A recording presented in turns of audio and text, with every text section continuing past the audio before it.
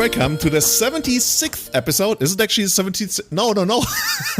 Oh, I fucked this up so badly. It actually is the 76th episode of Everyday Channel. My name is Julian, and I'm here with our regular co-host, Matt Pavlik. Greetings. And a secret surprise that we're just gonna unveil in a minute. But Matt, how's it been going for you?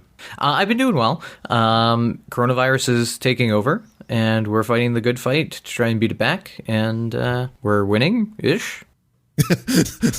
That's the kind of confidence you want from people involved in the medical field. We are winning-ish. I mean, have you been in contact with patients of suspected? Yeah, I mean, we have. But we take all the necessary precautions, and so far I haven't gotten sick, or I've gotten sick and I didn't know it, because there are no tests. So we'll see how everything goes, but I have confidence that everything is going to be okay. But I think I'm like everyone else in that I would like everything to get back to normal. I will be the first person sitting in a brunch restaurant on a Sunday morning at 10 o'clock ordering Eggs Benedict. like you always do? I will, yes. I will be there, ready to support my local businesses, and I have been trying my best to support my local brick and mortar stores by ordering products from them online. Dude, I remember when I came to Vancouver 3 years ago by now, and we went to that awesome, what was it, like a restaurant or something on the beach. That was so amazing. Wasn't it good? Eventually. Yeah, I loved it. Like the first day you actually took me to some kind of diner. I almost wanted to say like a typical American diner where like the waitress, she actually knew your name and knew what you wanted. And then we played some elves against some Rhino Nick Fit deck there. But yeah, that was great. And then I think on one of the last days we went to the beach and had a good time there, even though we didn't swim. You actually told me you never went swimming. No, I think we drove the Porsche up to Whistler, right? And then back? Yeah, right? yeah. And you let me drive it on the way back. That was amazing. Yeah. We'll have to do it again. One day, sure. Once the world has opened up again. And you already mentioned you're supporting your brick and mortar stores, so there's also no magic going on in, I was about to say Kenya. No, sorry, in Canada right now. Not to my knowledge, no. It seems like all the stores are pretty much closed down. I know some people are playing by Skype with friends, or Zoom, or I don't know what the kids are using nowadays. But... so that's been a little... Yeah, they've been doing a little bit of that, but it seems like a few more people have been jumping onto Magic Online, and I thought to myself that I might, so we'll see. If there's any time that Magic Online would have a big boom, I think now would be it. Yeah, we actually saw the numbers that Wizards put out. I think earlier today they announced that their revenue has actually grown as well as the player base has grown quite a bit, primarily because of Arena and I guess also because of Magic Online. So yeah, I guess for them that's probably not an overall positive, but it could be worse for them, I guess. Yeah, I just miss shuffling. So, yeah, oh dude, I actually, like, I had to treat myself for losing my addiction to shuffling, because that was just something I couldn't put up with anymore. I was like visiting people and I would bring a deck just so I could shuffle it while I was there. Like, what, dude, that's like, but that was like 13 years ago. I mean, that's gone now, kinda. You hope.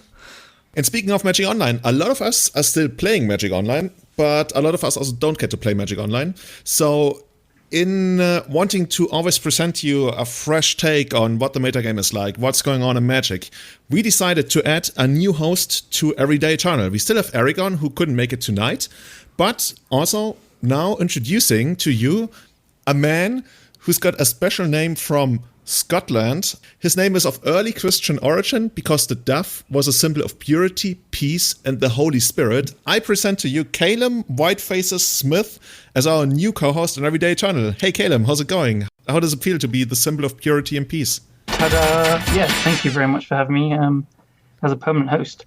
I've always thought myself as resembling those characteristics, so I'm glad you picked up on it. It's in the subtle details of the name, right? Yeah.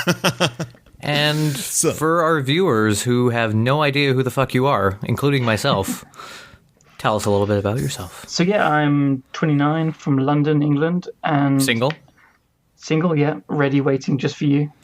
Mm-hmm. But yeah, I've been playing Magic since I was like 14, 15. I remember buying like a booster pack of Tempest and opening a Lotus Petal. I very vividly remember thinking, wow, this card is absolutely terrible. It's just a land that dies once you use it. So I started pretty young, then kind of got into, not serious, but I was playing tournaments around when like Madness was a thing. And then I took a pretty long break, but I came back in Innistrad. And before I took a break, I was very into Extended. And I kind of jumped straight back into Legacy when I got back into it because I liked the old cards. Like Lotus Petal. Like Lotus Petal. I can't believe how... I remember it so strongly that moment as well. It is a terrible card anyway. And honestly, from my time, I feel like that Wasteland is the one thing you would open up and boost us a lot because it's uncommon and feel like, this card is so bad, you gotta sacrifice it. And you can't even cast your colored spells. Yeah. But then I have a pretty addictive personality, so I kind of got into the game and deeper and more and more. And yeah, so now I just play all the time. I think about it all the time. I talk about it all the time. And that's why I'm still single. You put it together. Although, met on. As a pushback against that, it was thanks to a girlfriend that I got back into it because I was with her for a few years and she always wanted to stay in and watch films on like Friday and Saturday nights, and I always wanted to go out and party. But to meet halfway, I would stay in sometimes. I got bored of staying in, so I downloaded Magic Online again. So, and then we broke up. So she kind of domesticated you, and that got you into Magic Online? Exactly.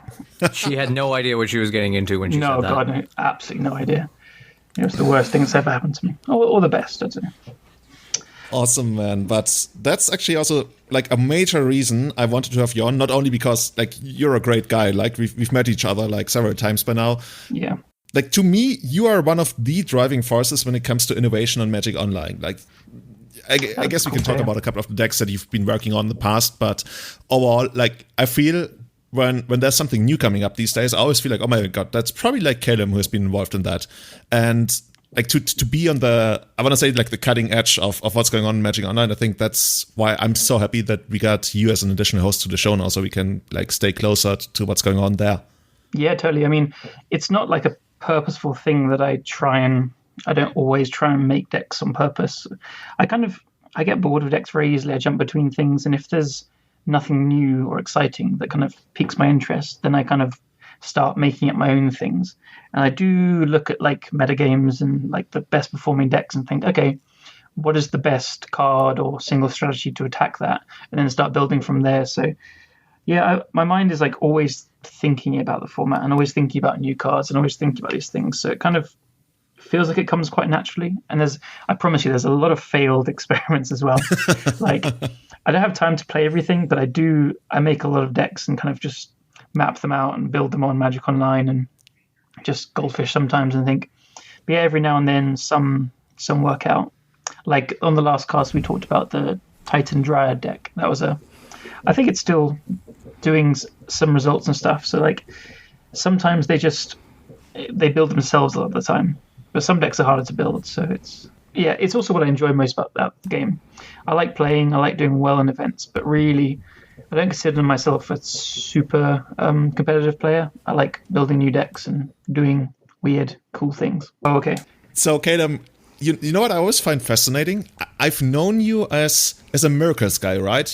When Top Miracles was around, there was this, well, they call themselves Cabal, but I don't really know that's appropriate. But the Philip Schoeniger fan club? Yeah, but that came basically, yeah. And after Top Miracles was gone, I feel like there's this huge force of creativity, dynamic, like competitive spirit that was like released onto Legacy because of like all those people, they didn't have a deck anymore. And I don't know why, but somehow a lot of them got lost in Liquid and we never really heard from them again. Others like tried to make Miracles work for... Shout outs to my friend Tomasz Flacek. Anyway, some of them got lost in like trying to still make Miracles work. And then we have like guys like you who are like everywhere. Like I think the only thing I've never really seen you play was maybe Delver. Have you like ever like played a lot of Delver, or has it I played against you with Delver in a GP actually. In GP Prague. Oh, there was GP Prague 2016. Yeah, I was playing 4-color Delver and I bolted you. But then I lost the next 2 sideboard games. But oh my God, yes, yeah. I remember that. Yeah. So I played. So yeah, I was introduced to a lot of the online community through Miracles stuff because I always liked. When I was getting into Legacy further, I wanted to learn about it more, and I found that playing every single deck is the best way to learn it. This is why I kind of skip between decks so much because I always want to learn them by playing them myself, and then I can learn how to attack them more. It's a classic way of doing things. And Miracles was one of the last decks I actually picked up to learn it. But I eventually got around to it, and I found out that I just loved playing it. There were so many decisions. It was really fun. So I carried on playing it for longer. And then apparently I got enough results with it that I was like kind of started talking to the Miracles Cabal, as you say. I was shoved in there. And you're right, when Top got banned, no one could believe it. And then we kept trying to make it work. And it was myself and Nicholas Lalo, It Is Unfair, that I would say rebuilt Miracles. We discovered Portent. We added Unexpectedly Absent, which wasn't great, admittedly. But yeah, that was where like the first kind of creative thing started, I think, honestly. And it was that feeling of, starting anew, starting from scratch, making something yourself, and then just playing it so much and changing things so much that eventually you got to a place you're happy with. That was very fulfilling. I guess I'm just still always looking for that, like always wanting something new, something to experiment on. If something's solved, like Delver, is it actually quite exciting at the moment, but before that, it felt very solved. Like, it is just a pile of good cards. Like, with Renin 6 came along, okay, you just put red and green cards, the threats that make sense. And before that, you had, like, any color combination, you just pick the best threats from those colors, and then you have the rest built for you. So it doesn't really excite me, although the gameplay is quite deep. So, yeah, but before Miracles, I played lots of Delver, and that was, again, learning the format. Played it for maybe a couple of years, I think. Okay. Yeah. And can you tell us some more about what do you do in your free time? What are you doing right now? So I work for a music company, and I'm very heavily into music. Like, this might surprise you, but I would say I'm almost do more things with music than Magic.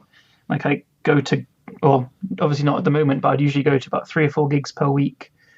And I've been doing that since I was 14, 15.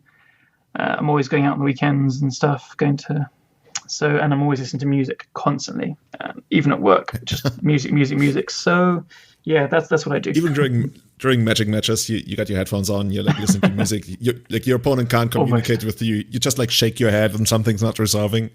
Judge comes over, you're like, you pull out a card, get out of jail free or whatever. That's how you do it. Points at the counterbalance. No, nothing resolves. You ask the judge what his converted mana cost is. You flip it. Imagine if a judge comes over for something and you flip the top card and it's a picture of them because you were like some kind of magician. Like, that would be something else. Just talk to the hand. I want to see that. So yeah, that involves a lot of traveling as well. Music, I go to festivals abroad, everything.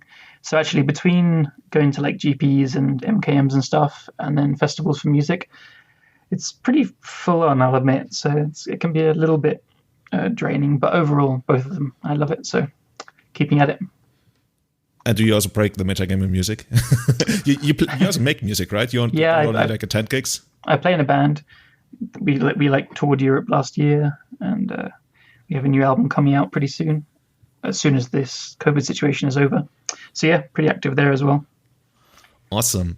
So you said you like trying out new stuff, seeing how, like throwing stuff against the wall, seeing what sticks.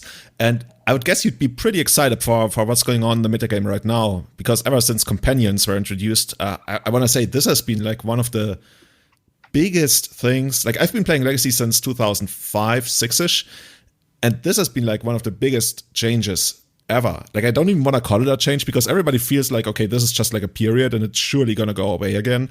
But like right now, there's a lot of things going on, and if you haven't gotten to play with those yet, because they released on Magic Online, I think 2 weeks ago, and they will only be released in paper in 2 weeks, dude. Like, there's some heavy stuff coming your way, especially in the form of the, what's it called? Cat Nightmare. What is Lurrus? What's the second Lurrus of the Dream Den. The Dream Den, yeah, that's how it works. Yeah. Companions are, for anyone that hasn't played with them yet, think that they're insane from the beginning. And then you start seeing all the results coming in, which we'll get to soon. And then they're even better than you thought. They'll think of everyone hyping them up even more because they see the results. And then I think they might be better than that as well. They are like, I mean, it's really hard to understand how strong an extra card is, but when you get to a format like Legacy that's so defined by every card is so powerful, like, it just redefines how you play. Like, the best performing deck is Delver now with Lurrus, and it was a pretty easy show in. Like, you just have to cut some of the 3-drop threats, which were never that good in Delver anyway, I think. And what you can now do is you just like play your disruption on curve, and then you play your Lurrus. Like it's just you always start with a threat in your hand. So I mean, we can get into the other companions soon as well. So I think, yeah, paper players, I'm sure they're all at home and like watching the online results and seeing it and watching streams. But if you haven't been properly introduced to them yet, it's going to be a bit of a wake-up call. So, but on the flip side, as you said, I like making new things. I like brewing. I love formats changing, actually. I love shake-ups. I love bans and unbans usually, but I completely understand why the general legacy community doesn't, because it's very expensive. Right now is a brewer's paradise. Like you say, there is Lurrus is completely overpowered, and we have some numbers as well of how much is being played. It's been played in like lots of decks. There's Delver, there's grindy decks, there's Steel Stompy, there's, I'd have to pull up, I think I'm running out of names right, I mean, but there is a lot of decks with played. Yeah. So there's lots of different sub-archetypes within that as well. So I think we're only still not scratching the surface. We're getting fairly deep, but there's a lot of things to do. Like we've only just in the last week or so started to see Miracles play Lurrus, which I think is very strong. We'll continue to I think that's going to be the natural check to Delver. And then I've been trying check pile. Max Gilmore gave me the idea to give it a go, and that feels very strong versus Delver as well. So you just cut Jace and the 3-mana walkers, which were never good anyway. Then you have Lurrus to back up these hymns and snapcasts and Baleful Strixes and stuff. Yeah, it really feels like the time of Chase has come to an end, and Lurrus is now actually accelerating this. You're already at Oko, and now you can't play Oko on those decks anymore, so this is really I almost want to say a protect the green strategy with Lurrus, with the occasional win where you don't even need Lurrus, right? You can just out-tempo them, and completely. Later on you just go on and drop your Lurrus with a Caracas, and it's worth they have to spend 2 removal spells, and then they're still down 1 or 2 cards depending on how you want to count companions. Yeah, it's why Lurrus is so good is not because it's a 3/2 lifelink threat. That's part of it, but it's worth noting the enabler for Lurrus is Mishra's Bauble. So Mishra's Bauble is a 0-mana artifact that you can sacrifice to target either player, and you look at the top card of that player's library. And at the beginning of the next upkeep, you draw a card. So it's a pretty innocuous little card. You can do some cool things with fetch lands, like you can look at your top card. If you want it, you can play a non-fetch land to use mana, or if you play a fetch land, you get to scry it away, basically. But Lurrus allows you to recast it from the graveyard. So as soon as you find your first Bauble and play Lurrus, you're now drawing 2 cards per turn, which, as you know, in Legacy, that's really powerful. People have played many things to try and get actual raw card advantage. So that's the big enabler for Lurrus, in my opinion. So now you're seeing decks like Delver, control decks. Any deck with Lurrus is basically playing the Baubles. Then replaying creatures later is just the next level up. But even at the very base, you just have a 3-mana threat that's always in your hand that draws an extra card. And then you can protect it with Caracas. It goes deeper and deeper, and you can do more and more things. Yeah, I kind of want to say, if there's one thing that's telling how powerful Lurrus is, then it's that, for example, Daniel Götzschel put out the first big Lurrus Delver deck list, which was Grixis. And that Grixis list, Grixis colors, they played 2 main deck Caracas. Yeah. And I guess that's all you need to know about how good Lurrus is, because this way, if you get Lurrus with Caracas down, it's just the most annoying thing in the world, like we mentioned. And it's just so good, drawing 2 cards a turn. And even you mentioned that the 3/2 lifelink body isn't, that's not why we're playing it, right? I still noticed that it's actually kind of good. It basically negates the Delver. I mean, in the end, it plays out that the Delver is not going to attack, and then you're not going to attack because they'd happily trade the Delver. But that still means that the Delver has been negated, right? Totally. The body does what you want in every deck as well. It's in a control deck, lifelink is amazing. In Delver, three powers, nothing to sniff at. So the body's far from irrelevant. It's just it's the whole package. It kind of looks like an innocuous card, right? But it just, when you start seeing it played, I will say for the Caraxes, I was talking to Daniel and helping build the deck at the beginning as well. And it was actually mostly there to beat Uro. I was pretty sure that you couldn't beat Uro snow decks without Caracas as Delver, unless you play a Splash for Source of Plowshares or something. It's really hard to beat as Delver, basically. So Caracas was my answer to Uro, and there was another one in the sideboard, but now it's just become stock, and it's so good with Lurrus, and now you're facing opposing Lurruses all the time. So I think it's weird. We've never seen a Legacy format where Caracas is so good.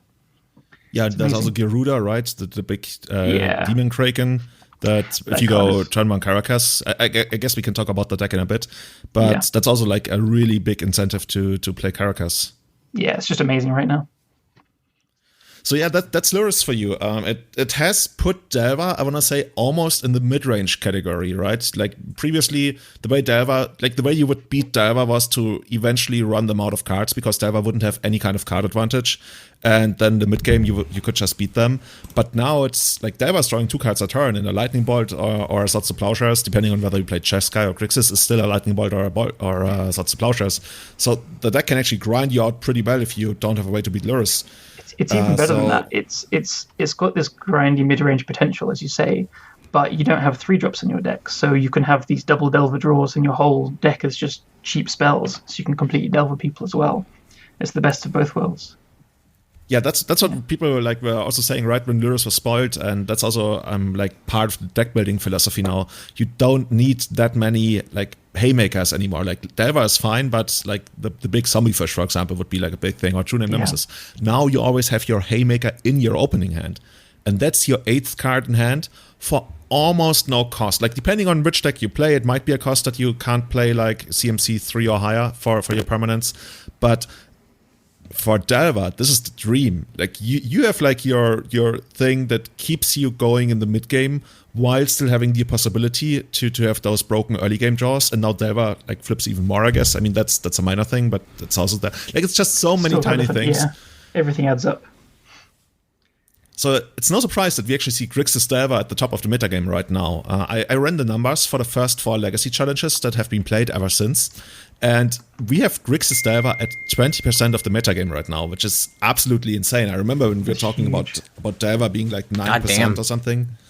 We got Grixis Delver at 20%, and I mean, that's only Grixis Delver. If you add Jeskai Delver, which is like the second evolution, or the first evolution, depending on how you want to count it, that JPA93 used to win the Legacy Challenge and the Legacy Super Finals, Qualifier, Playoff, and the Olympics, or whatever. Like, he won basically everything with Jeskai Delver. And he that's also sitting at 30-3 run, I think. Which is he went on a run that was like 30-3 or something. It's pretty insane. It's not bad. Yeah. It's not bad. Yeah, it's okay. Like he's basically considered the end boss of Legacy by now, but yeah, he's been really proving his title to that extent. I want to say, even though I guess he's still sad that he can't really play Sneak and Show. He told me because not me, but Twitter, because there's Caracas everywhere right now, and that's a problem.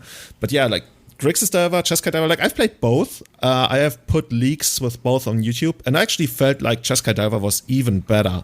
It's just like, I guess we can talk about the difference in decks right now and like what makes them so different, because Grixis Delver, of course, has like this card.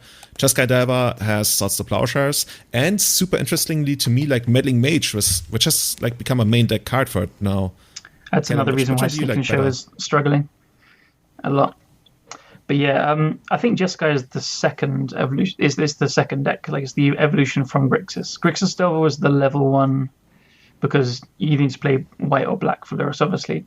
And Delver being able to like cut down on threats and then just play Thoughtseize as additional disruption was pretty appealing. And there's always been like some hesitation to play Swords to Plowshares in your Delver deck. But I think people started to see that the grindy mid-range potential of Lurrus lets you actually bolster that plan and play slower threats and more like niche threats like Meddling Mage or Lavinia, who are pretty bad versus control. Typically, usually, but better versus combo.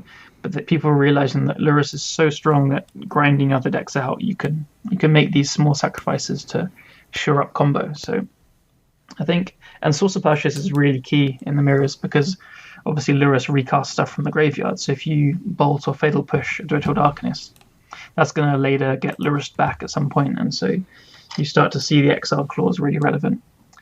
And otherwise, the blue-red shell is just insane. You still have the lightning bolts and pyroblast that I think you always need. But the other cool thing with Meddling Mage is why it's good is partly because of Mishra's Bauble and the companion mechanic. So against opposing companion decks, you can just name their companion. like against Garuda or Zirda and stuff. And Mishra's Bauble, you can just like bauble them, see the top card of their library, and then name that. Like it's pretty relevant actually. It's come up quite a few times I've played against the deck. They see a random card in my deck they would never usually name, but they know that they can play a threat that also thought seizes me. So I'm not surprised. It's basically your 2-mana Thought-Knot Seer, kind of. That also pitches to Farcical. Could even take more. I've had someone like, I mean, just a very quick anecdote. I was playing Zirda deck and I had 2 Karn Sign of Urza in hand. And they baubled me, played a mage on Karn Sign of Urza, and obviously I drew a third. It's like so brutal.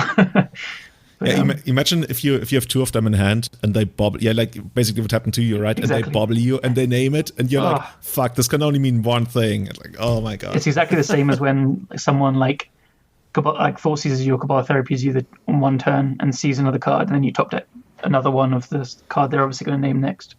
Always happens. Yeah. So yeah, this is really good. Also, Lavinia is a card that's like, it has existed in Legacy in the past, but nobody really played it. And I've gotten I really got to appreciate it in the Delver Mirrors, funny enough, because the clause that people can't play spells for free, basically. What I totally forgot first in the beginning was that means they cannot Farcical. I mean, Farcical is pretty clear because they don't have enough lands anyway. But they can also not daze you, because if they alternate cost daze you, that's a free spell. So Lavinia basically makes your spells daze proof, which is a nice addition. That's okay. To what you're that's not bad. It stops their baubles as well. Yeah. Maybe you know what? I'm probably going to have a couple of Lavinias arriving at my home in the future. Yeah, it's also another threat to protect with Caracas. Like it's another one of these niche things where it does these like really annoying things. Delver's almost becoming this prison-y deck as well, right? With Lavinia, meddling mages and stuff. It starts to like kind of old school Threshold. Yeah, kind of, yeah. Yeah, old school Threshold also would sometimes play a little bit more of a mid-rangey game and get some value of like stuff like Fire and Ice and such. It's that, but much more mid-rangey and much more powerful. I guess Legacy has, in general, in the last 2 years especially, gotten a lot more power compared to what it used to be, and that's also like the thing that a lot of people are unhappy with.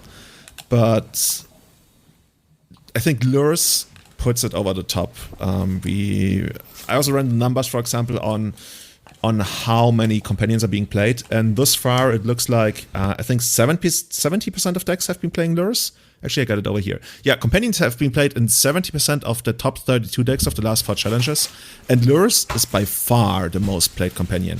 Like, of all the companion decks, Lures is in 73% of companion decks, or in total, in like more than half, like in 66 out of the 128 decks. So Lures is in more than half the decks of Legacy right now. Don't worry though, he's balanced. He's fine. Don't worry.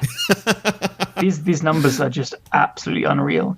And we've only had these cards for 2 weeks online. This is absolutely, I've never seen anything close to it in any form, Deathrite, feels like. Yeah, like Deathrite Shaman penetration was what? 15%? 20%? I think it was a little bit more, but like nowhere close to that, right? Yeah. Basically, that's the conclusion I'm drawing here. Yeah. I mean, Deathrite's banned because it's too good, and this is now companions in 70% of decks. It's just, I mean, we got to put a little bit of pinch of salt. This is from 4 Premier events so far, so we could see things balancing out, but I don't see it personally. Yeah, there's 2 things that are influencing the numbers as well, especially for the earlier challenge, like the very first challenge had the lowest penetration of companions, but they were also harder to get by. So ever since, we've been seeing the metagame share of the companions increase with every single challenge. But of course, there's also the second factor that people really want to try that, right? And especially since it's only happening online right now, people have to buy into the hype, they want to try it, and they want to see how it works. Whereas I feel like in paper, people are more hesitant. It's also harder to randomly switch a deck in paper. So now we're in this unique situation where the metagame is building entirely online. And I think trends are much more pronounced if you play in an online setting, as opposed to like your LGS or even like your MKM. Like if you go to an MKM, I guess they call themselves Card Market now, I would guess that something like 40%, maybe 60%, like I really can't tell you, but around half the people at any given big tournament have been locked into their deck choice for like months, because that's just what they play, maybe even years. And they couldn't be like us and jump on Card Hoarder and randomly like grab a deck and play that. So I think that's been my experience at those events as well. Yeah. Yeah. So I think trends are always going to be much more pronounced and extreme in online events. And I think when we talk about like the impact of companions, we really like primarily speak about lures. Like I mentioned, it's more than half the decks and like by far the most played companion. And when's the last time we actually saw a card slot into control decks, aggro decks, even like storm decks right now? Like if I'm looking back, maybe Mental Misstep. Like that was basically Mental Misstep. I would say that's like a similar card that would be slotted into basically every deck you could possibly fit it into. I can't think of any others really. I mean, Death Threat Shaman was in almost all of those, but not like combo decks and stuff. You could say Ponder, I guess, but it's going pretty far back. Yeah. Like Martin Monasek was actually trying out Death Threat Shaman in Ad Nauseam Tendrils right before it was banned, so we never really got to see that. But I mean, that tells I'm sure it would have been just fine. Yeah, it's like a Lotus Petal that also like reduces the storm count that you need, kind of. Yeah, there you go. Like for me, my biggest problem with this card is I read it at first and I didn't really read the companion part. I'm like, oh, this is pretty solid. Like, you know, you can cast something for this is a very solid. And I was like, oh wait, what? This companion mechanic? What's going on here? And that's when I was like, oh no, and here we are. Yeah, I think the idea behind companion is basically okay. People like Commander. And we want those to be like, I would guess, like I'm totally reading between the lines there, but I think that Wizards has some kind of interest of like bringing those people closer together. Like, hey, you can play Commander basically in constructed formats now. It's like, okay. But something I saw on, what's it called, that blog site where Blocker Talk, where Mark Rosewater speaks about his thoughts on the game. And he was asked whether he thinks that replayability and let me phrase it that way. Mark Rosewater was asked about something he has said a couple of years ago, where he was asked whether he would consider it a good thing if people could make sure that they would always have a certain card in their opening hand. And back then he said that would be horrible, that people wouldn't like that the gameplay would get too repetitive. And somebody quoted that to him, and then he was like, yeah, that's what I like believed at the time. But then EDH players told me otherwise, and like that's because EDH players want to jam that one janky combo in their deck all day, every day. I'm not trying to generalize, but you know, when I played EDH, that was what I was trying to do. It's like, oh, I've got this like Grave Pact, Sadistic Hypnotist, you know, whatever combo that I was doing, and it's like all I wanted to do was that one thing because it was fun and you get to blow people out. But I don't know. I just didn't feel like that's what I want with Legacy. This is an argument a friend of mine from London, Patrick's been saying. He thinks that it's because of, you know, Wizards are putting out so much more supplemental product for EDH and everything. But it's their biggest format by far, I'm pretty sure. And so he's saying they're trying to pull people into Legacy a bit more from those crowds. Probably not Legacy, right? No, I mean, they're trying to get EDH players a little bit more interested in Legacy, potentially. Or you're right, sorry. I'm pigeonholing on Legacy. Yeah, Modern as well, Standard. And yeah. There's other formats? Wait, yeah. Yeah, you're right, though. But they're trying to get EDH players more interested in Constructed by giving them this way of playing. But I think they just they could have done it in, well, I guess we could go down a deep rabbit hole on how they could make them less powerful. But yeah, that's one. The thing is, to me, I don't hate, like, the power level of lures especially is absurd, and it's actually quite interesting how I want to say like 90% plus of the format agrees that it will have to go at some point, but the general idea of having something like a companion I don't hate. Like, it's kind of cool almost. To me, the problem is there's no decision to be made. Like, you play lures just because it's the most broken thing you can do with the companion. And with other decks like Garuda, that's just like, it builds the entire deck. And I don't want the companion to heavily define the deck, like be a combo component like we have right now with Zirda or Garuda. And I don't want it to be a no-brainer to include the companion. And that being said, I also don't want it to be hybrid mana. But I guess that's what Wizards was actually going for. Like, you notice that all of them are hybrid. Yeah. So they are really like looking to draw the largest possible crowd into playing them. So my idea for Companion is basically make it super niche, make it playable probably in tribal decks, like, I don't know, elves, goblins, some kind of obscure tribe, but still make it a decision. Like have the restriction on it be something so that you would have like the Companion Goblin deck and the regular Goblin deck. And it's going to be so hard to balance that because you're not only balancing for Legacy, but you're balancing basically for, I don't know, 7 different formats at the time. But that would be my idea, because it would be kind of cool if you sat down and actually had more variety, because now you're not only playing against the Goblin guy, you're playing against the Goblin guy who has Squee as his companion or something, or as their companion. That would be like my idea for Companion, to add more diversity. Mm-hmm. But for competitive formats, especially once you get to formats like Legacy, who are pretty cutthroat in what's playable and whatnot, it's so hard to strike a competitive balance with those. And I mean, Lurrus is like way off the scale. But if Lurrus didn't exist, I'm not sure we would actually be having this conversation about like banning the entire mechanic. Like Garuda is the Kraken that basically like makes all those copies of itself.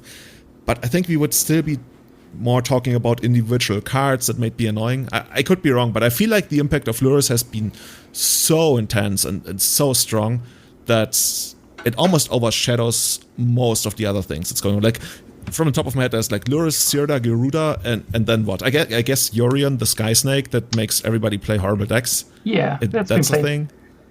I will add a caveat to all the doom and gloom we're spreading of how busted and horrible companions are. I've rarely had this much fun making and brewing decks, and the actual gameplay is fantastic. So I can like expand that a little bit by saying building with restrictions is really fun, because you don't just have access to like all the best cards. You can't just put something silly like Oko in your deck because it's a good card. You really do have to kind of work around. You think, okay, because I don't have access to Plague Engineer, I need to play a worse kind of sweeper if I'm in these colors. Or like it does come with interesting restrictions. The restrictions for Lurrus are just not anywhere near enough. Like if it said any card rather than permanents, you can play Force at Will. That'd be very cool. Zirda is also a bit too easy to kind of work around. But the clauses for Garuda and Obosh, I think it is the odd one, I think that's really interesting. You can only build with even or odd decks. Like if we had more things like that, it could be very interesting as well. Like you say, tribal ones could be very cool. There is a tribal one for, I forgot the name. It's a wolf thing. Oh, you mean the cat nightmare? I don't even know. There's like 7 it comes with elementals, cats, dinosaurs, and stuff. I played against that. Cat, elemental, like nightmare, dinosaur, or beast. Yeah, exactly. I think this card is very cool because you can't then just throw in any random good stuff creatures. They need to meet some restrictions and stuff, and it's not an overly powerful card. So I think this kind of falls under what you were saying you wanted, Julian. But yeah, they just kind of pushed the boat out a little bit too far. But back to the gameplay. So Delver has gotten so many new tools over the last few years, like Force of Negation, Plague Engineer, Dreadhorde Arcanist, plethora of like cheaper removal spells and stuff. And so it's becoming just more and more of a good stuff deck to an extent, until now we have this restriction, because we were seeing Bug Delver with Oko and Rug Delver with Oko and stuff as well. But now, without access to bombs apart from Lurrus itself, the games are becoming really scrappy. You're fighting for these small incremental advantages. Once again, you're rewarded for holding that Brainstorm until turn 7 or 8, because you now put back 2 lands, so you're up an action card versus your opponent. Rather than if you have stuff like Oko that snowball fast, turn 3 or 4 you Brainstorm and you find your trump and you can just like out-tempo your opponent. So the Delver mirrors are super interesting now, and I love it. And I find this game... I mean, I interrupted you too early. Sorry, I thought you were done, and now I feel like an asshole. So I'll I can finish quickly. I was going to say that the gameplay extends to the mid-range and control decks as well. Snow still exists, and I think it's still pretty good against Delver with your Okos and Uros and stuff. But even though the decks are overpowered, to me, these companion mirrors are a lot more enjoyable to play than the like huge bombs like smacking into each other of, again, the Oko mirrors and stuff. Yeah, I can totally agree with that. Like, I can really, really confirm that. Like, I've had so much fun playing both Grixis Delver and Jeskai Delver, especially in the mirror matches. And if you want to check that out, I got that on my YouTube, youtube.com/c/itsjulian23. And I think that's the big upside. Like, these matches have, like, I can't really say like become chess matches, but the Delver mirror has slowed down quite a bit. And it feels less. I mean, you still get blown out by sometimes, like you get the Delver, Days, Wasteland, Forest, whatever draw. But a lot of times these decks become like much more mid-rangey, like we talked about. Like, I sometimes don't even like kill a Delver right away because I feel like, okay, I really gotta hold this removal spell for Dreadhorde Arcanist, which, by the way, I think is one of the 5 most influential cards in Legacy right now. Like, we used to have this thing like 15 years ago where your deck had to survive the Goblin Lackey test, and if your deck couldn't like handle a Goblin Lackey on turn 2 or turn 1, depending on like whether you lost a coin flip, then your deck was not viable. And I think right now we're at a point, if your deck can't consistently present at least a way to deal with Dreadhorde Arcanist on turn 2, your deck might not be viable. You can deal with that by basically playing a deck that doesn't care about additional removal spells, or that doesn't care about like your opponent getting an extra Ponder or something like in the short term. But you gotta deal with Dreadhorde Arcanist, and that's just such a big thing. Like, whenever I build or modify a deck right now, that card is on the forefront of my mind. So I think that's one of the all-stars in Legacy right now. The card is absolutely terrifying. I mean, I was just going to say that you were talking about building with deck building restrictions, right? And how much more interesting that can be. Well, you know what my favorite deck building restriction is? Not playing blue. That's a deck building restriction. That's you're playing. That's got a really crazy deck building restriction and no companion. Exactly. Well, I was actually looking at this beast and cats, and I'm like, wait, is Siege Rhino a beast? Or is it an elephant? What is it? An elephant, dude. I mean, it's really about time you come to Kenya, man. If you think that Siege Rhino could be an elephant. Oh my god. Is it a rhino? It's probably a rhino. I mean, what else? Like a rhino. Yeah, rhino rogue. Oh my god. Yeah. A Siege Rhino is a rogue. I like it. But yeah, like you mentioned deck building restrictions, and I think that's basically the thing that's has been a discussion lately in Magic in general. Do restrictions breed creativity? And people, like, there's 2 answers to this. Like, yes, it breeds creativity, and no, if the restriction is like so harsh that there's really like only one thing you can do, then like it actually stifles creativity, because the payoff you get from lures is so big. It's a very delicate balance. You need to like find it somewhere in the middle. I think the problem with, like, if you overshoot how easy it is to build with this restriction, then you're just going to, like, as we're seeing now with Lurus completely dominating, it's really shoving out almost any non-companion decks. And that's the restriction on the format, if you will. So let's actually look at which decks are the most played non-companion decks. And in our numbers here, we got Eldrazi at 5, I think. Oh god, I have to go down. Yeah, Eldrazi at like 5%, and then we got Rock Delver and Blue-Red Delver. 4 and 3. What is Rock? I guess the reason Rock Delver doesn't play it is because it doesn't can't afford the cost. It's just like 2 off colors, that's too hard. And the same for Blue-Red Delver. And those are the only Delver decks we also see being played. Like, Rock Delver is consistently still putting up good numbers.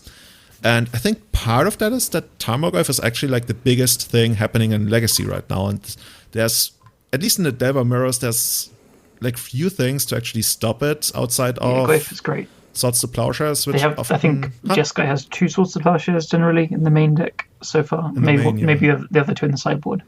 But Glyph is amazing. We could also mention now that the very last Legacy Challenge the finals was a Delver mirror, but check this, Bug Delver with Nimble Mongoose.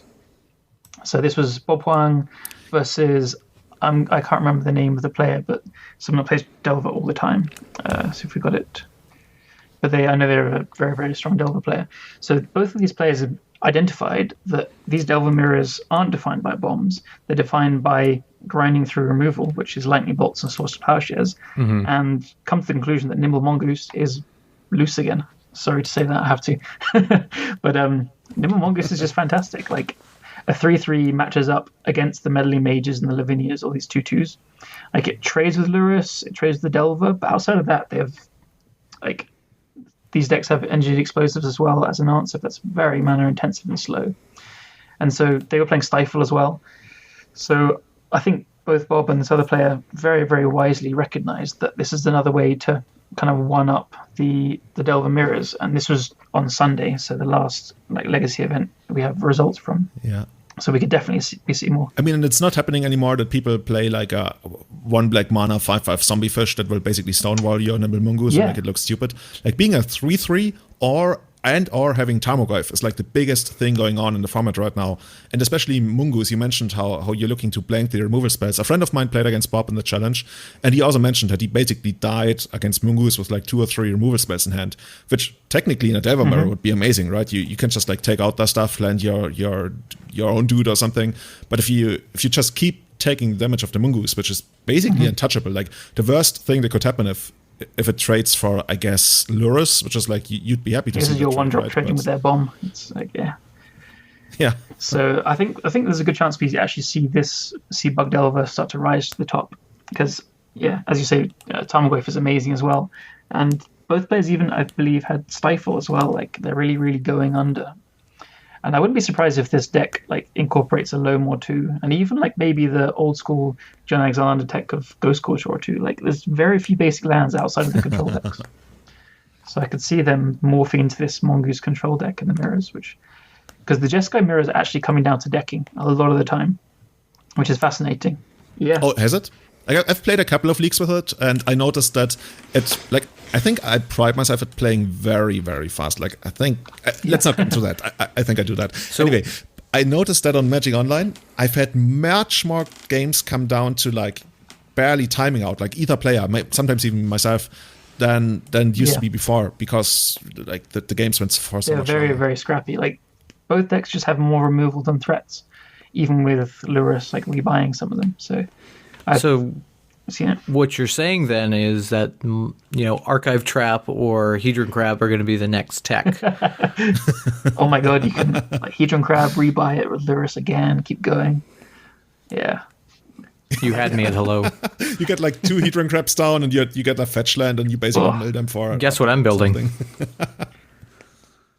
Yeah, imagine if Lurus would actually allow you to play lands from the graveyard. So actually, there's some kind of creativity going on with Lurus that I kind of like. Like, for example, we've seen Dead Weight come into the format now because it's basically a reusable removal spell with Lurus, which also goes back to like how small everything is. So you can it goes to the graveyard, then you can replay it. And at the very worst, like it turns off a Dreadhorde Arcanist because it reduces the power to actually minus 1. Great. So that's something I like. And it's like a Pump Squafe, even bigger. A little bonus. Yeah, super good card in the deck. Oh, yeah. So we talked a lot about Lurus, but Callum, what are the other companions that have been making a splash in Legacy lately? I know you and XJ Cloud have been working a lot on Zirda, and also I jumped onto the Zirda train. I want to say I played a couple of leagues with it, been having a lot of fun with it. And for those wondering, this is the one for basically Boros mana, like 2 Boros and a colorless, that makes all your activated abilities cost 2 less. It's basically power artifact, right? So this is the one that everyone immediately realized the combo Grim Monolith and Basalt Monolith. And then from there, you building it was not too hard. You're kind of looking for some payoffs with lots of colorless mana. You could try and support Astrolabe to filter the mana, or you can just play like colorless bombs, which there's plenty. So you have both the new Khans, Khan Sign of Urza and Khan the Great Creator.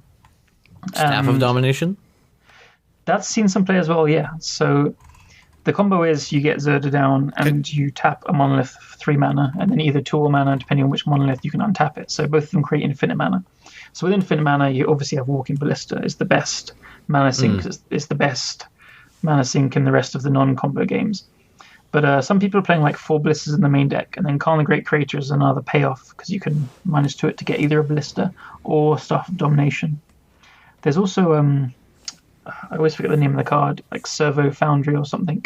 Retrofitter Foundry. Yeah, I've seen that. That's another payoff where you make infinite 4/4s and 1/1 flyings and stuff. It doesn't win on the spot. So, there's still quite a few different ways of building it. Although XJ and myself, we played it in the showcase qualifier on this past Sunday. He made the top 8 and I came 9th place, which is lovely. I lost to him in a mirror, and it was sad because one of us was going to make it after that, really.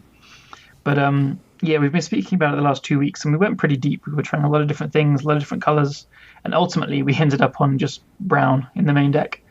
Like, so you need to play white or red to cast Zirda in the beginning, but then despite trying like Stoneforge Mystic, we tried a sideboard plan of Chalice of the Voids and Blood Moons against Delver, and you just don't have the combo. Like red has some very good tools, like Abrade is super good because it can kill Arcanist and Lurrus and Delver, and then Null Rod is a card that's pretty strong against the deck.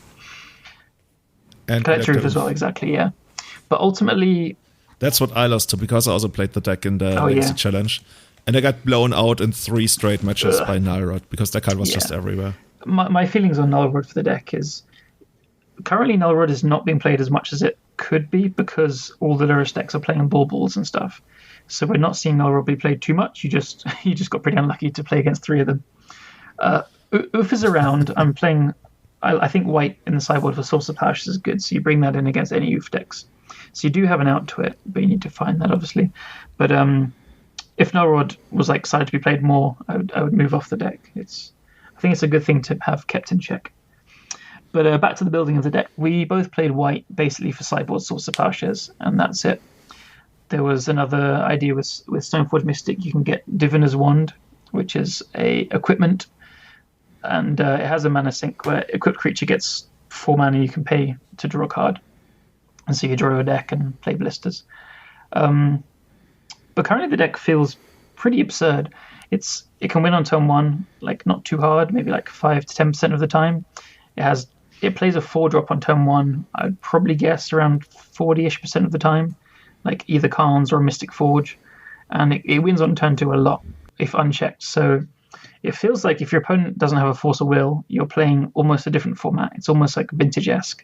It's just so fast and so explosive. And if they have a Force of Will, well, like all the payoffs just have to be forced because they generate value as soon as they hit the board. So the Karns both obviously the Planeswalkers have activated abilities. They get some value off it. Or the Mystic Forge can just start casting and churning through the deck. Like some games you just play it and you win that same turn off no mana because you hit some LEDs or Mox Opals and stuff. So currently it's been performing very well for me and XJ, as we said, and for you. I think you did pretty well with it. And this is it. Yeah, until like I ran into the Null Rod wall. Like earlier today, I was playing the deck again, and I was like getting blown out by Null Rod like left and right again. I don't know, like it's probably like bad luck, but I run into Null Rod so much I actually like returned the deck for now. And fair enough. I mean, I don't beat Null Rod either. If they have it, I lose to it, and that's fine. So if Null Rod becomes really popular, I think I'll just play something else as well. So fair enough. But considering Delver is like such a huge percent of the metagame, and that's probably the toughest matchup. The fact that it's performing well through that just shows to me that if Delver took a hit, like this could really skyrocket and be insane. I think Null Rod would probably still keep it in check to an extent, but it's I don't know. For anyone that likes artifacts and fast mana, I highly recommend the deck. It feels very, very strong. I really want to explore the Red Splash. I know you've been hesitant to really push for that. I kind of feel because you didn't have the same experience with me. Like I have PTSD from Null Rod. Like this is some serious shit. I dream about Null Rod today. I do have Seal of Cleansing in the white deck, 2 of them. So I bring them in against... Yeah. I upped it to 3 immediately after the list. Yeah, I mean... But yeah, let's see how because that's going to go. The thing is, Delver's not playing Null Rod because they have the Baubles and the Engineered Explosives. I do run into Null Rod out of Delver. They just like ignore those. Okay. Yeah, I've seen that, but it's more in like the mid-rangey decks, like sometimes the non-companion decks, like against Eldrazi. Out like Eldrazi got me really good with it. And I guess there's also the Yorion decks where everybody's playing 80 cards now, and because when you play 80 cards, like the value of your sideboard cards goes down significantly, like quite significantly. So what you usually see is they play fewer different sideboard cards, but more copies of those. So in those decks, I often see 4 Null Rods these days. I saw Echo Baron and had like 4 Null Rods and 2 Collectors. Yeah, exactly. He had 6 of them. So he was ready. He meant business. So yeah, that's Zirda for you. Another one that has made quite a splash, almost like literally, is Garuda. The Garuda, the Depths of Doom, the Dooms of Depth, something. And that's the 6 mana Kraken that says you can only play, I think, even converted mana costs. And when it comes into play, you mill both players for 4, and then you take any of the 8 cards, basically, any of the 8 creature. Okay, let me rephrase that. And then you take, of those cards, any creature and put it into play. And now we actually see what's happening, which we were talking about, I think, on the last or the episode before that, where we were like brainstorming this deck, and we're like, okay, maybe, if you play clones, and then we realized, it has to be one of the milled clones, like you can't reuse one that was previously milled, and then we basically discarded the deck from there. And I think that the first person to actually bring it up was Stefan Schulz. He was talking about adding all the clones, yeah. He was doing that from quite early on. He was saying, this could be a meme, it could be broken, it's hard to tell. And I think we still don't really know. Yeah, there's still like lots of stuff being discovered about the deck, but the deck has been putting up results. Like it has put two people, basically the same person twice in top 8 of one of those challenges, and the deck is not bad. Like I've put it on YouTube. I think I got a 4-1 with it, but it's also quite fragile. Like the little point. When there's Caracas on the first turn, when there's Swords of Plowshares on the first turn, there's a lot of things that can go wrong with the first challenge. The player lost in the finals because of a bug as well. It was when Leyline was working versus the deck and it shouldn't. And so the player posted to Twitter some pictures of them losing to Leyline in the finals when they shouldn't. I hope they got reimbursed. Hope so too. I didn't see that actually. Hope so. But yeah. So maybe we should explain that for a moment for people who are tuning in, because I got confused by that as well. So why does Leyline not work against this? We could explain the combo of the deck. So the deck's core has Gyruda as your companion and then 3 more in the main deck. And it uses fast mana like Lion's Eye Diamond, Lotus Petal, Chrome Mox, Grim Monolith, and Ancient Tomb to cast the Gyruda as fast as possible. So you can cast Gyruda just off 2 Lion's Eye Diamonds. So the deck molds pretty heavily for Lion's Eye Diamond. So once you cast it, at the ETB, as Julian explained, you mill both players for 4, and you take a creature with even converted mana cost from those cards, put into play. So there's lots of clones in Magic's past which have an even mana cost because the original clone had it. And there's very importantly one which is Spark Double from War of the Spark that has the clause that it clones something, but it takes away the legend super type. That's pretty good. Yeah, so then you get like same for Sakashima the Imposter. So Sakashima the Imposter keeps the legendary creature type, but has a different name. Yeah, so you can only have one Sakashima in play. But once you hit a Spark Double, every clone after that can clone the Spark Double that isn't legendary. And so you end up with a board of like 10 or more Gyrudas. And then the deck plays Colligan, something, Angry Dragon, which gives all your creatures haste. And I think that's how the R&D meetings goes at Wizards. They're like, okay, this is Colligan, Angry Dragon. Yeah, he looks pretty angry, or she. So that's the deck's like general game plan, as very poetic as it is. You just mill both players' loads, you get loads of Gyrudas, and you attack them with loads of Gyrudas. Or you can mill them out. Like if you hit clone after clone after clone, like both players just mill. The deck also plays Restoration Angel, which is like a extra clone that you can blink the Gyruda and stuff. So back to the Leyline question is, Leyline, I'm going to just pull up the actual text of Leyline the Void because it's very specific. It's a replacement effect that happens when a card would go to the graveyard. It's put on so Gyruda says you choose a card from the cards flipped. I'm going to put it up as well. So Gyruda is, when into the battlefield, for each player puts the top 4 cards of the library into the graveyard, put a creature card with an even mana cost from among those cards onto the battlefield under your control. So before the trigger has finished resolving, you're putting that creature into play. Like, I'm not sure if you'd say technically from the graveyard, but that trigger has to finish resolving before the replacement effect takes place. No, that's not how it works. Correct. So, Sorry. it's quite complicated. So the replacement effects are applied immediately. That's basically not like other triggered abilities or something. Like a replacement effect can be applied during the resolution of any spell. Like it's one of the fastest. Like it's faster than split second. That doesn't really make sense if you really know how split second works. But yeah, the thing is, it says put any of those cards into play. And the card still exists as a uniquely identifiable card, right? It still exists in Exile. Exile is not a hidden zone. Exile, like people put cards into Exile face down a lot of the time, but it's actually face up. And the Leyline applies the replacement effect, but then Garuda is like, okay, whatever, it's still the same card to me. It's just in a different zone. So that makes more sense. Puts that into play. That's why it works. The thing that stops it is Grafdigger's Cage, because Grafdigger's Cage does stop? Actually, no. Oh my god! Now, I probably gotta cut this out. So why does Grafdigger's Cage stop it? Oh, because no, yeah, I got it. Grafdigger's Cage stops it if it's alone. Like if it's just Grafdigger's Cage, it stops it because the card goes into the graveyard from the trigger, and then it can't leave the graveyard. There's like Grafdigger's Cage blocking it. But if there's Leyline, then the replacement effect is applied. And the Grafdigger's Cage is like, hey, I'm guarding this graveyard, but nobody's coming into this graveyard in the first place. What am I doing here? And like, I don't know. There's like 20 Krakens outside the door. Like, okay, I did my job anyway. That's how what Grafdigger's Cage does. So if you play Leyline and Grafdigger's Cage, you're actually shooting yourself in the foot. Like, you really only want to play Grafdigger's Cage if this is what you want to stop. Like, you don't want to play Leyline, and you certainly don't want to play Leyline and Grafdigger's Cage in the same deck. Nice. That's a good summary. Yeah, now here's an interesting thing. And I think this is bugged in Magic Online. And it's kind of telling that I feel like we really haven't had anybody step in on Twitter yet and correct that, because usually that happens pretty quickly. You know, the thing about like the best way to get the correct answer is to state the wrong answer on the internet. You can get Progenitus into play with this. And the problem I have with that, at least you can do that on Magic Online, right? I think you shouldn't be able to do that in paper, because the way Progenitus works is, if it would go to the graveyard, it's basically the Leyline clause, right? Instead, it's put into your library. Now, the library is a hidden zone, and you can't uniquely identify the Progenitus in your library anymore. So, I don't think you should be able to get Progenitus with Garuda, but right now you still can, and that's actually a really big deal, because one way to avoid the problem that Garuda always has, that is like your Garuda gets removed in response to a trigger, so the clones can't copy anything, is you can hope to hit one of your 3 remaining Garudas. Yeah, I mean, that sometimes happens. Or you can side in for Progenitus. And then if you hit like a Progenitus, you still get like a turn 1 Progenitus for 6 mana, which is like a good deal.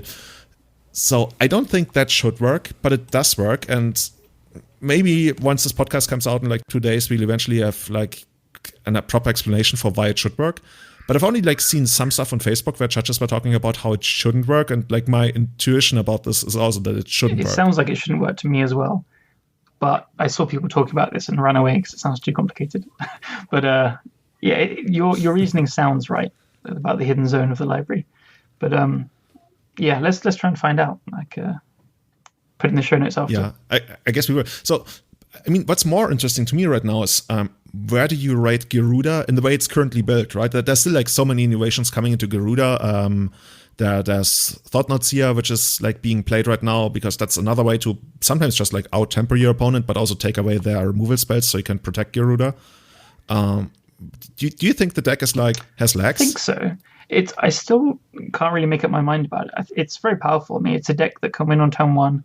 Like, it's abusing one of the most powerful cards in the format in Lion's Eye Diamond. It's kind of weirdly hard to interact with from non-blue decks past like Caracas or Swords to Plowshares. And then it has this weird pivot into you're playing fast mana and Restoration Angels and Thorn-Knot Seers, as you said, which is a really, really good addition to the deck. The deck also plays Chalice of the Void sometimes, so I've seen a lot of screenshots from people just killing them with Thorn-Knot Seers and Restoration Angels and stuff. And just random 6-draws. Yeah, didn't Max actually post something about this earlier today? He had a very cool play where his opponent was on Thought Lash and they milled every card on their deck. So he cast Restoration Angel, flickering a Thought-Knot Seer to make them draw a card in response to a Thassa's Oracle. Very cool. I got a Doomsday player with Garuda when they Doomstayed, and then I got Garuda and stole their Thassa's Oracle, and so they basically decked. He does some really funny things. I was playing in Modern last night, and I kept stealing random creatures, and then you have all these clones in the deck, so you keep copying things. Like against Eldrazi Tron, I hit a Thorn-Knot Seer, but no clone, so I had a Thorn-Knot Seer, and I just played like 2 Phantasmal Images next turn, and took all their hand and killed them with them. But yeah, so I think the deck's power level is pretty high enough to keep an eye on it, keep playing it. People will keep playing it because it's quite funny as well. The fact that like you can play a Source of Plowshares or a Pyroblast on the original Garuda, then they have to hit one of the 3 in the deck, is pretty bad for it, but you can play Defense Grid. So yeah, my feelings are it's strong, I think, but it still needs maybe a bit more work, but it's hard to tell.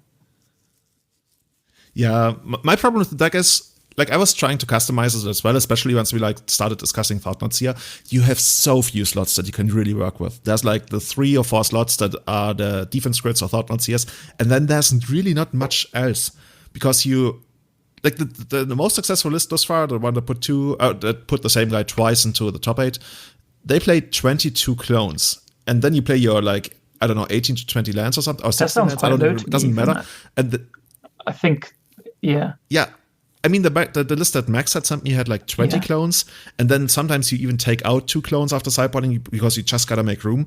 And then if you want to like innovate more of the non-mana, non-clone deck, non-part of the deck, there's really not much left. There's so few things you could. So I am actually wondering whether like the clone thing is like nice, but the future of the deck might be something else. I don't know. Maybe you even like you set up your Garuda or something, because something I've seen that Aurum has been doing. Aurum.77, he's been working on a list that's more like Black-Red Reanimator Garuda that would like basically put Griselbrand into play with it, like occasionally, because Griselbrand also has like an even mana cost. Someone joked that we finally know why it didn't cost 7 mana. Because it would have been so broken at 7, right? Yes. Well, no, it has to work with Garuda, exactly. But yeah, with Garuda, it's kind of funny. Like I almost rather want to play against like blue decks than against non-blue decks because the Swords of Plowshares on Garuda and the Caracas is just so annoying. I mean, you get to replay it sometimes if you like, if you had a heavy mana hand that doesn't rely on like one-shot spells like Lions of Diamond. I've been in positions where I basically cast Garuda every turn and eventually you find another Garuda and then you just keep going. It is a 6/6 as well. It's like, that's pretty big for Legacy. Yeah, especially these days, right? So yeah, I guess those are the most impactful ones. I mean, there's still Yorion. That's the one I only really have experience with, like from the other side of the board. And like from my perspective, it's kind of a pretty blanket statement. I think it's not worth to play the 80 card. Like I've never really fully gotten on board with why they want to like play 80 cards and Yorion. And this comes from the guy who's gotten so much shit for occasionally playing 61 cards and is like the best thing this card does is make Elves players jealous. I want those 80 cards. So Elves, what about Yorion Elves with 81 cards? Do you think that could work? Yeah, but I think there's no point in like doing that, right? Blink your Visionary. Like, a problem with Yorion is like, yeah, but the thing is like Yorion, you would think like the level 1 players, okay, I'm gonna play the same ratio of spells and mana and everything, but your variance is higher. So if you still wanna like play the same amount of games that are non-games, you actually gotta have a higher number of mana sources. So you would actually like your density of spells that actually do something is lower because your mana to deck size ratio needs to be higher if you want to play the same number at the same percentage of actual games. So overall, you're weakening your deck. I mean, not only because you obviously are playing cards that wouldn't make the card in a 60 card deck, you're also playing more lands, at least you should. And the payoff is that you get this extra card, but the payoff doesn't sound worth it to me. Like it's a 5 mana sorcery thing that basically draws you, I don't know, 3-4 cards. That's really what Control wants. Maybe more. I think the deck is pretty good. Yeah, but I think you can get that with 60 cards as well. Maybe. The thing it's what it does in Control decks is the same power of what Lurrus does for Delver. Where Lurrus Delver, you don't need to like keep a threat in hand. With Control decks, where they had some problems they have is their hand is all removal. Like as an Elves player, you'll definitely know this. The easiest hands to beat are the ones where they just have all removal, but then nothing to pull them ahead. This is the pulling ahead that they always wanted to always have in hand at the end of using all their interaction. So what I'm saying is they are already quite far ahead. If they ever get to the point where they already have like a couple of those things in play, like the snakes, they could just have like 2 or whatever, and a snake. And that's not ahead. Yeah, but then, if you resolve a 5-drop on that board, no matter whether it's Yorion or something, I mean, it's the extra card, right? I think the extra card that's the tiebreaker. Eventually comes down to the extra card. I'm not sure if it's worth it either. I think like the Lurrus Miracles deck is very, very strong, and we'll start to see more of it. That's probably a better version of Control if you want to be taking it in this format. But yeah, the Lurrus one I can really appreciate. Like that one, like that gets me really excited because that also solves the problem that Chase is like really bad right now. And it doesn't even like need to, or it's not even allowed to play Chase, but it also doesn't want to play Chase. It's really like a classic Miracles deck, it feels like, with all the top manipulation, counterbalances, predict. It's very fun to play. Yeah, and that deck has been doing pretty well as well, right? Let me actually pull up the numbers again. We got that at like 7 top 8s over the 4 challenges, which is like 5%. That's basically the same as like Eldrazi, Bugdelver, A&T, Tess. So, and that's especially during the last 2 challenges. So I can only see those numbers going up even higher. Like that deck is really cool. And also, some people call it Lyricals. That's the most stupid name I've ever heard. The stupidest name ever. I think I first coined that by.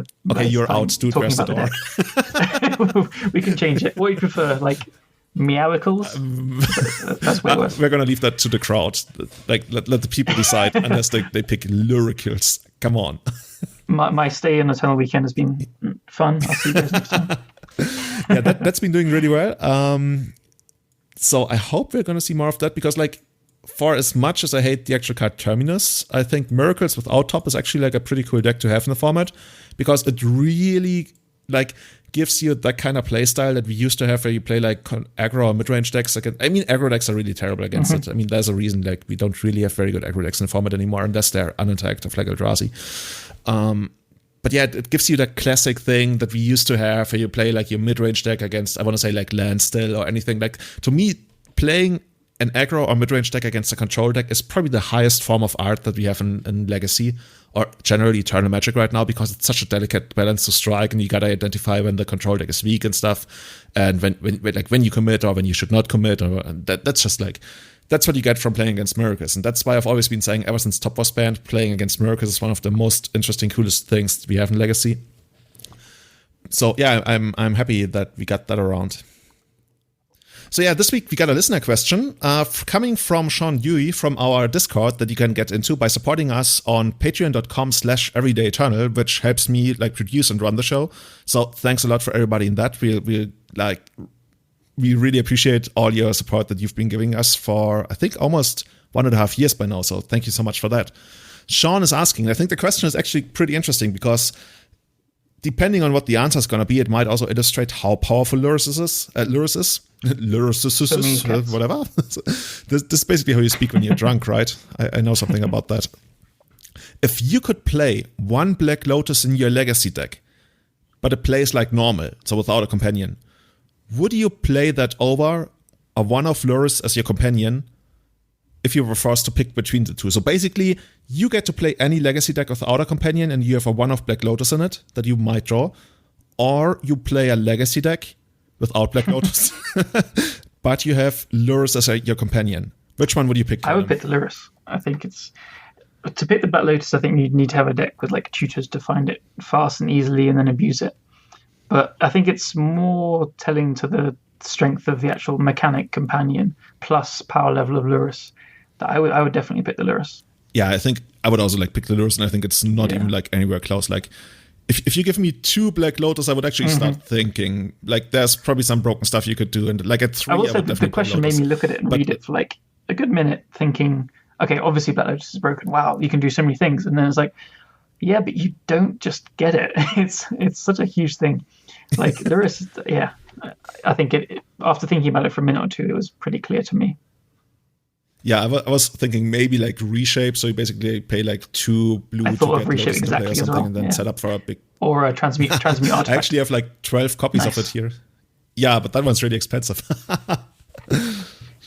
Can we spike reshape? I got a bunch of those lying around, because somebody told me I should buy it because it's like really good in modern, and it did. It's one of those random little cards it's super powerful effect, so it could definitely spike off the back of something. Yeah. So yeah, keep hold of them. Yeah. So yeah, I think that's going to be our question. I think that's what most people in the format who've been playing with Lurrus pick right now. I can't even like imagine anyone picking the Black You'd Lotus have to have but it's also like a lot of other deck building things around the Black Lotus, and yeah. So let's move on into our last segment, and that's hot and new texts that are going on in the format right now. And like, for as much shit as people have been giving companions, they also have had some super interesting impact on new decks that are being played right now. And I think first and foremost, the most interesting one is the White Weenie that actually won one of the challenges. Like, would you still call it like Death in Texas? There's always this discussion about what's actually the core of a deck, like what does it mean to be a certain deck. And I've been pretty vocal about like all the 4 or 5 color snow decks not being miracle decks anymore. But with like the new deck that plays Mox Amber and Lotus Petal instead of Weil, they also cut Flicker Wisp. I'm not even sure if they play Stoneforge. Like, that deck feels like a super heavy aggro deck centered around Kythian, like the 1-mana Kythian that flips if you attack with 3 creatures. And also just abusing Moxemba. Classic Isamaru. Back, yeah. 3 Isamarus. I love that card for absolutely no reason. It's just really cool. Well, it's a dog. I guess dogs are great. That's why. But yeah, I would call it White Weenie, I think is more accurate. I saw some discussion around it. I posted the list on Twitter after seeing it won because it got sent to me by a friend because I was quite excited by the deck. And I called it Death and Taxes there.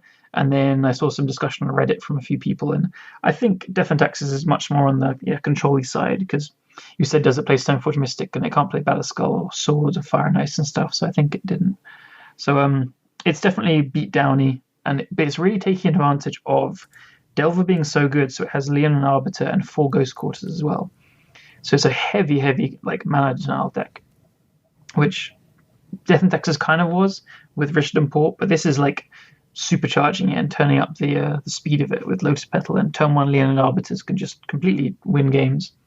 It's always been a kind of card that people have made fun of, but currently there's lots of fetch lands and very few basic lands, so it's just a really, really smart deck building in my opinion. Yeah, and what's so fascinating to me is how it makes Mox Amber work. Like, I've seen some absurd starts out of the deck with Mox Amber and Lotus Petal, where they even get turn 1 Lurrus down, and then they get to replay the Lotus Petal and play another creature. Yeah. This is just, like, so out of control. And they have 6, like, depending on how you build it, like 6 to 8 1-mana 1-drops in Kythian and Isamaru. And yeah, you know what I like the most about this deck? What I really, really like about the deck? It's cheap. I would think it's cheaper than most legacy decks. Think of that. Yeah. I mean, it still plays 4 Wastelands, and I don't know what Caracas is these days. Yeah.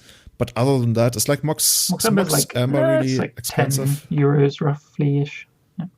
Okay, yeah, it must be pretty cheap. But overall, it looks powerful. I've played against it, and it really got me good at times. Especially Leonin Arbiter is a card not to be like underestimated. Yeah, I've not actually played against it or seen it in action, but just looking at the list and working out the play patterns, my immediate reaction was, wow, this must beat Delver. Especially... And we're going to link it in the show. Like, we're going to link all of the decks in the show notes. It's especially good against the direction that Delvers are going to beat each other. Like the Nimble Mongooses, the Stifles, the whatever. It's very good against that. So it's the classic Death and Taxes used to be so good against Canadian Thresh years back. This is just the new Death and Taxes versus the new Canadian Thresh, like to beat each other. We were talking earlier about how good Caracas is currently. It has 3 of them just to keep bouncing all the other legendary creatures. You know what it also has? A card that got me really good. Draenith Magistrat. That's actually the guy who looks like, I don't know, like your fellow Brit, Pleasant Kenobi wins. I don't know, he always, like, if he had an invitational card, this is what it would look like. And what this one does is, it's a colorless and a white, 1/3. Your opponent can't cast spells from anywhere other than their hands. This actually stops anything basically companion related, Lurrus related. You can't play Lurrus, you can't play companions anymore, you can't play your stuff from the graveyard anymore.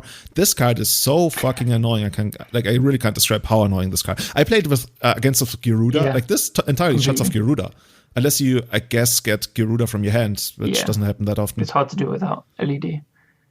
Yeah, the card, I've only played against it once so far, and I was on Zirda, and it didn't really do too much because I had Khans and stuff. But I can see it being quite. It's okay. I don't know. To me, it doesn't look great, honestly. It feels like one of those cards where, like, it'll have a small subset of games where it does what it's meant to do, and it's really strong, and it could single-handedly win a game. But it's also a 1/3, so, like, if you have it against... Like, a lot of the Lurrus decks are just, like, chock-a-block with removal, like, lightning bolts everywhere. Yeah, but you're also, like, you're playing Mother of Runes, you're playing Giver of Runes, and...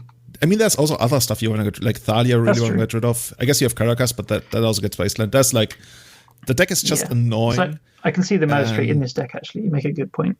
But in other decks, I've not been very impressed with it. Yeah, in other decks, there's probably like better stuff you can do with that slot. I just really like it here.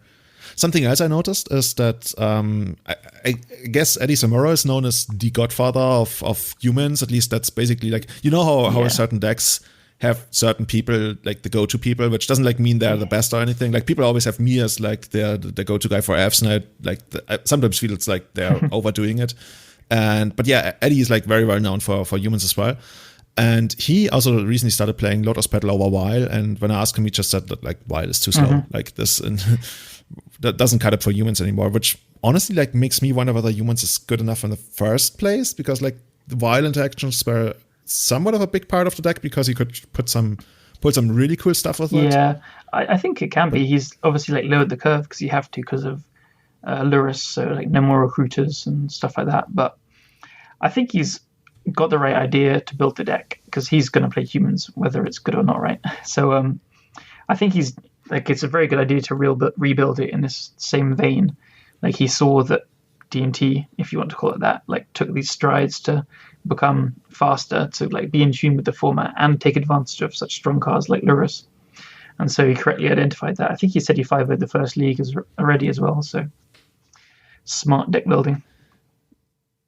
It's kind of funny that we talk about how these decks, these two specific decks, are trying to become faster, whereas Delver has become the mid-range deck. Because in the past, it always kind of used to be like, especially Death and Taxes against Delver, like Death and Taxes was the control deck, and Delver would try to get there before they would lose the game, basically, to like the better cards.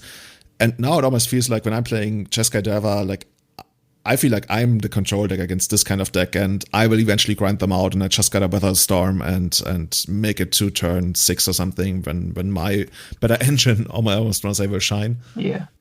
I wonder if maybe it isn't the way humans should go. Like humans probably can grind or outdo Delver, potentially. Like I think D&T probably did need to speed up because I think it's kind of fallen a bit behind the rest of the format in general. But humans has a higher power level, maybe less consistent than D&T, but maybe it doesn't need to be as fast. I'm not sure. Kind of. We'll see. Guessing. Yeah. The last deck I want to talk about tonight is Jeff Lynn's blue-white tempo deck, because Jeff has actually like been doing really well on Magic Online lately. Not even like lately, last couple of 1-2 months or something. And this deck is so different from anything we've seen in the format in the last 10 years. Like the last time we saw blue-white tempo be an actual deck in Legacy was 10 years ago. I don't know if you've been around back then. I wasn't playing then, no. So I'm going to give you the very short story of this.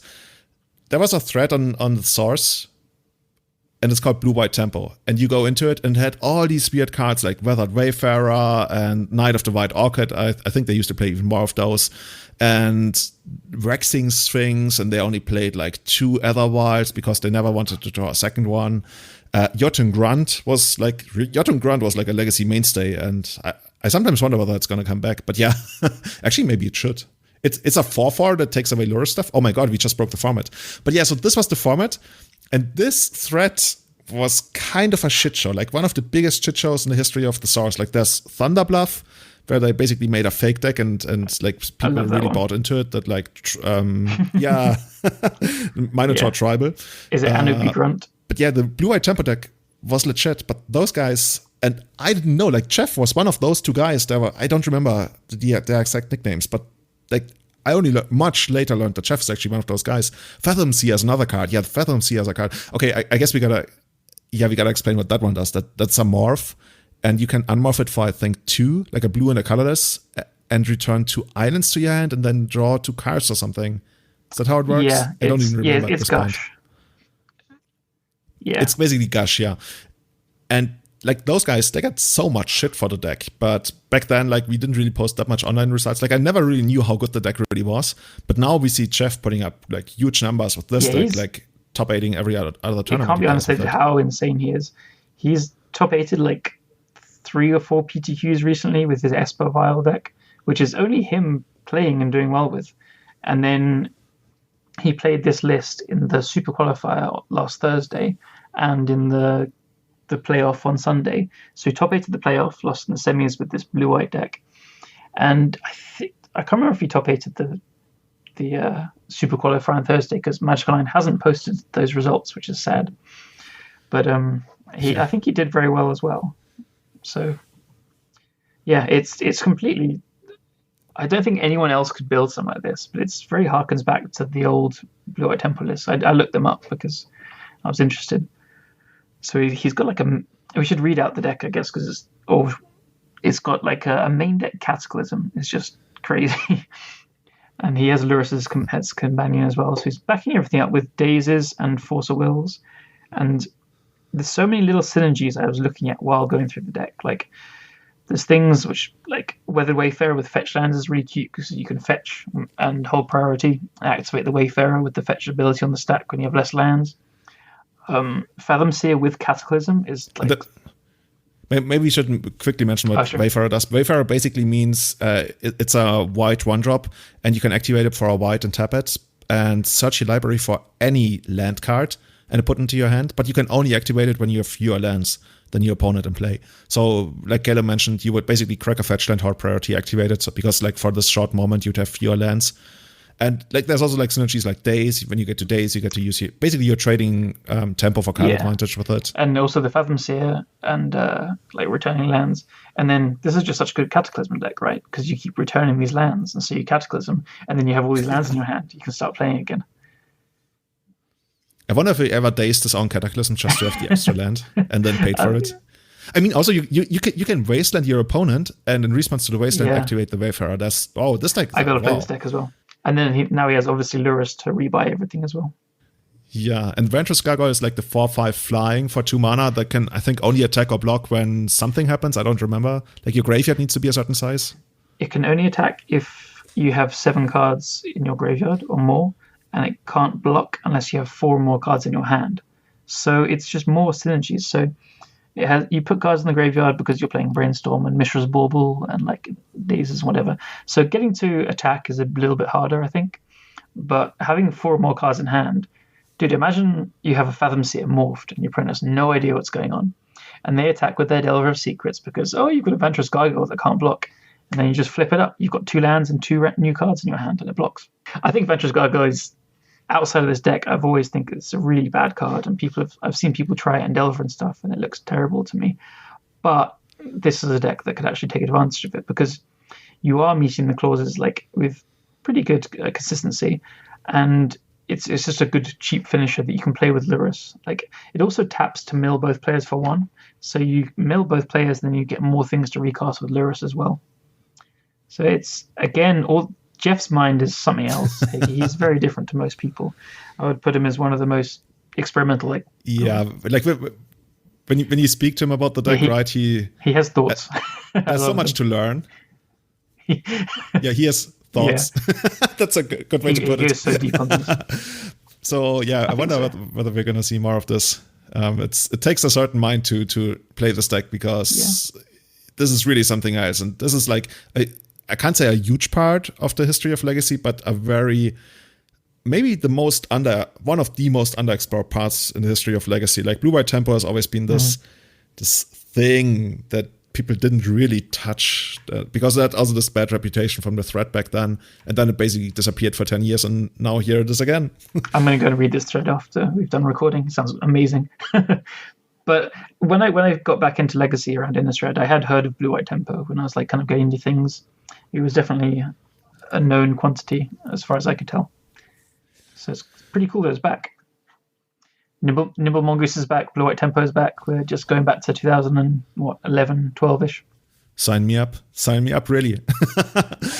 Like for all the bad things, like I still think something's going to happen to Lurrus. I probably don't think anything is going to happen to Companion in general, because that's like, I don't think Wizards would want to take that step right now, because it's just this new thing, and it's like, how they have this vision for it, I would think. And I would imagine in the near future it's going to be like, okay, we overshot the target with Lurrus.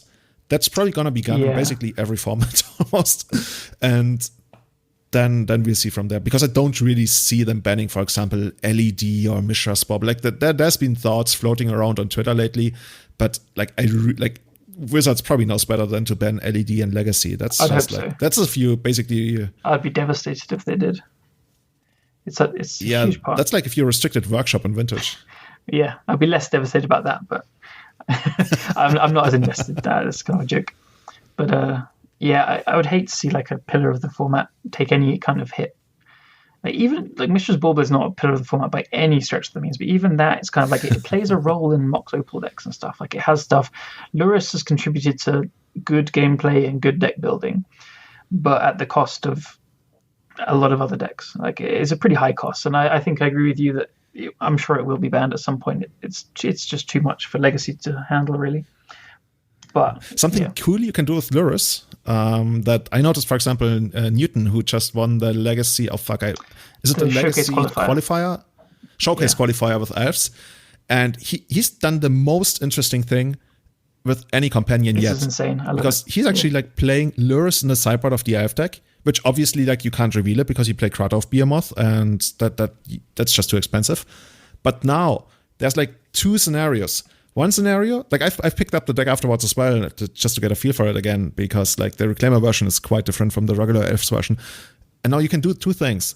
Either you side in Lurus against the mid-range decks, where you still want Natural Order for Progenitors, because especially the 80 card decks, they are somewhat low on actual counter magic.